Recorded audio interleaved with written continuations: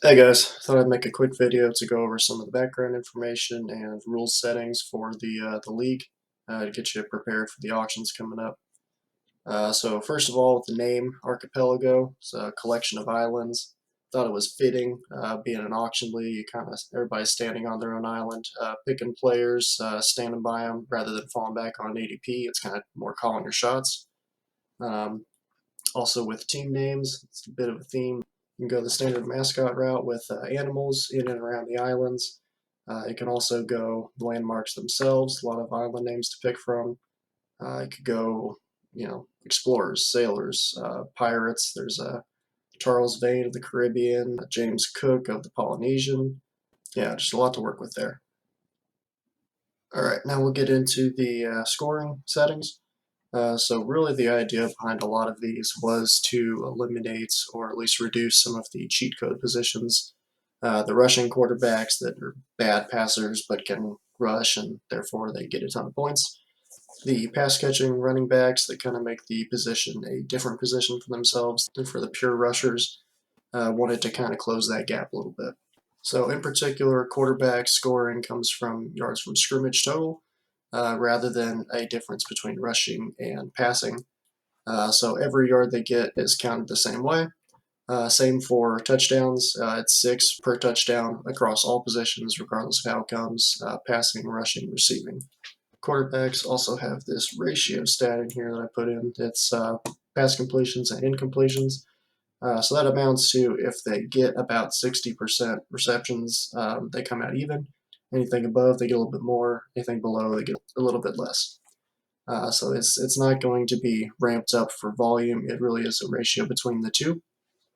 And last bump they get is first downs. So they get less per first down than the skill position players, but they do get points per first down. Just if a quarterback is efficient, moves the offense down the field, they get something out of it, as opposed to just being terrible all game and they get 2 good long shots and kind of save the day. So for the skill position players, it's all pretty standard, except it's both PPR and point per first down. PPR is tiered depending on position, and first down is half a point per first down. Now for the tiers, it's half per running back, 1 per wide receiver, and 1.5 for tight end. So it's standard PPR for wide receiver, standard PPR tight end premium for tight ends. So adding the premium to tight end ramps up the whole position, top and low end. But that in conjunction with the 2 tight end, so those low end tight end 2, high end tight end 3 guys are still give you something. It's not just a wasted slot. Now a little bit of explanation on the PPR differences. I already talked about for the running backs. It's sort of aimed at reducing those cheat code positions. Also kind of makes sense on the field.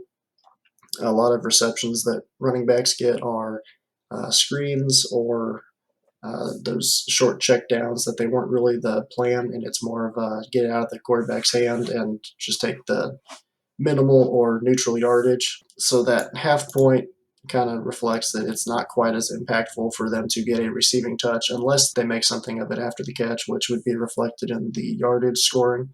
But each individual reception is not typically as valuable as the other skill positions.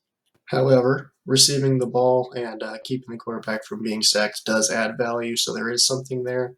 And that half point per reception does give a little boost to people that have a satellite back role, kind of like a J.D. McKissick or a Nyheim Hines. Gives them something that might be flex worthy.